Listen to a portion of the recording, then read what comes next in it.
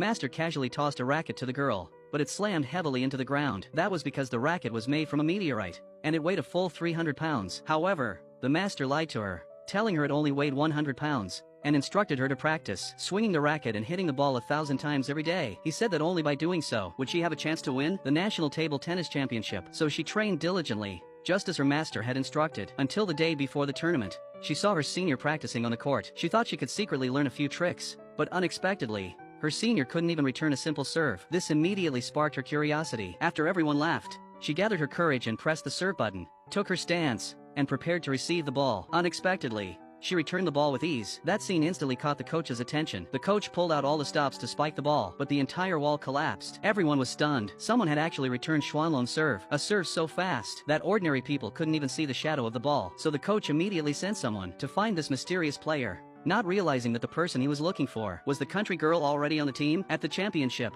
she was stunned by the event's first round. Contestants had to serve the ball through a glass hole and hit the bottle placed behind it. The first to go up was her senior brother. He would all out and knock down 9 bottles. An excellent performance. Next was her junior sister. She tossed the ball up with her hand and struck hard, knocking down 6 bottles, an average performance. Then it was the opponent's turn. He powered up with his right leg and swung fiercely, knocking down 10 bottles, earning the best score in the first round. He arrogantly mocked everyone present, saying none of them had real skill. Then he turned his ridicule toward Anna, boasting that a girl from the countryside couldn't possibly compare. Anna picked up the 300-pound racket because her master had made her practice 1,000 swings a day with it. This swing would be her very last. Everyone stared at her, thinking she was about to embarrass herself. Sure enough, the moment she swung the racket, she fell heavily to the ground. Seeing this, everyone burst out laughing, but they didn't know that the racket in her hands weighed 300 pounds. The second round of the competition was even more difficult. Contestants had to return high-speed balls coming from 6 serving machines simultaneously and keep all 6 in play for 3 seconds to pass. Her junior sister barely passed the test, while only her senior brother performed decently,